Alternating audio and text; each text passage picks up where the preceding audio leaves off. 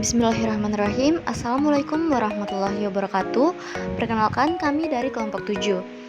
Dalam video kali ini kami akan membawakan materi mengenai penggolongan obat. Kelompok 7 terdiri dari 3 orang, yaitu Maulidia dengan NIM 053, Vita Meilani Putri dengan NIM 063, dan Stella Natasha Putri dengan NIM 075. Kami dari Program Studi Farmasi, Fakultas Kedokteran dan Ilmu Kesehatan, UIN Alauddin Makassar. Sebelum melangkah lebih jauh, yuk kenali dulu apa saja materi yang akan dibahas kali ini. Yang pertama ada penggolongan obat berdasarkan jenisnya. Yang kedua, penggolongan obat berdasarkan mekanisme kerjanya. Yang ketiga, penggolongan obat berdasarkan tempat pemakaian. Dan yang terakhir, penggolongan obat berdasarkan cara pemakaian. Apa saja contoh golongan obat berdasarkan jenisnya? Adapun golongan obat berdasarkan jenisnya, yang pertama yaitu obat bebas, yang kedua obat bebas terbatas, yang ketiga obat keras, dan yang terakhir itu ada obat psikotropika dan narkotika. Apa sih itu obat bebas? Obat bebas adalah obat yang dapat dijual bebas kepada umum tanpa resep dokter, tidak termasuk ke dalam daftar narkotika, psikotropika, obat keras, obat bebas terbatas, dan sudah terdaftar di Departemen Kesehatan Republik Indonesia. Obat bebas ditandai dengan logo yang berbentuk lingkaran berwarna hijau. Adapun contoh obat bebas yaitu minyak kayu putih, obat batuk hitam atau OBH, obat batuk putih, tablet paracetamol, tablet vitamin C, dan tablet B kompleks. Selanjutnya, obat bebas terbatas. Obat bebas terbatas adalah obat keras yang dapat diserahkan kepada pasien tanpa resep dokter bila penyerahannya memenuhi persyaratan. Obat bebas terbatas ditandai dengan logo lingkaran yang berwarna biru tua. Adapun contohnya yaitu ada CTM, obat kumur listerin, betadine, dan suppositoria. Apa sih itu obat keras? Obat keras sendiri adalah obat yang hanya dapat diperoleh dengan resep dokter. Contoh obat keras adalah asam mefenamat, loratadin, clobazam, pseudoephedrine, atau alprazolam. Apa sih itu obat psikotropika dan narkotika? Psikotropika adalah zat atau obat baik, alamiah maupun sintesis, bukan narkotika yang berkhasiat psikoaktif melalui pengaruh selektif pada susunan syaraf pusat yang menyebabkan perubahan khas mental dan perilaku. Contoh obat anti kecemasan, antidepresan, antipsikotik, penstabil suasana hati, dan stimulan. Narkotika sendiri adalah zat atau obat yang berasal dari tanaman atau bukan tanaman, baik itu sintetis maupun semi-sintetis.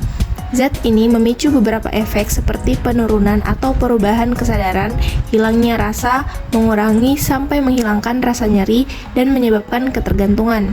Contoh, golongan 1 heroina, metamfetamina, golongan 2 morfin metobromida, golongan 3 etil morfina, kodeina, polkodina, dan propiram.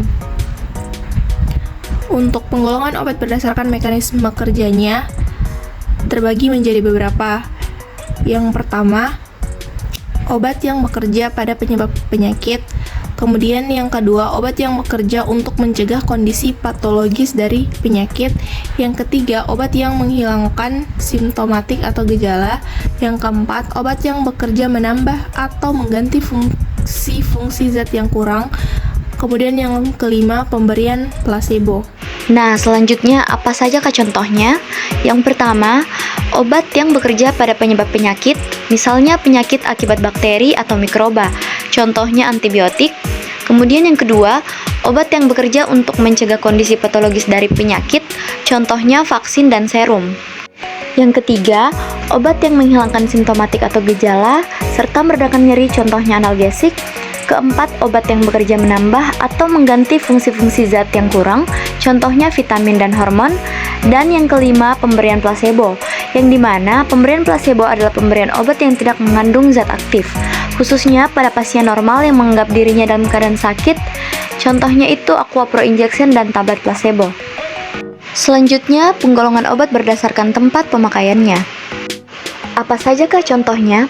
Yang pertama, obat dalam, yaitu obat-obatan yang dikonsumsi per oral, contohnya tablet antibiotik dan paracetamol tablet. Kemudian obat luar, yaitu obat-obatan yang dipakai secara topikal atau tubuh bagian luar, contohnya sulfur, salep, dan krim. Nah, yang terakhir penggolongan obat berdasarkan cara pemakaiannya. Apa sajakah contohnya? Yang pertama, oral, yang dimana obat yang dikonsumsi melalui mulut ke dalam saluran cerna, contohnya tablet, kapsul, dan serbuk. Yang kedua, sublingual, yang dimana pemakaian obat dengan meletakkannya di bawah lidah, masuk ke pembuluh darah, efeknya itu lebih cepat, contohnya obat hipertensi, tablet hisap, kemudian hormon-hormon. Selanjutnya ada perektal, yang dimana obat yang dipakai melalui rektum.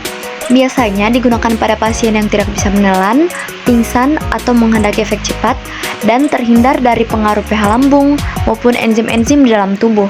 Contohnya suppositoria rektal, suppositoria vagina, dan suppositoria uretra. Dan yang terakhir ada parenteral, yang dimana obat yang disuntikan melalui kulit ke aliran darah, baik secara intravena, subkutan, intramuskular, contohnya suntikan dan insulin. Baiklah, sekian materi dari kami. Jangan lupa like, comment, subscribe, and share. Thanks for watching and see you next video.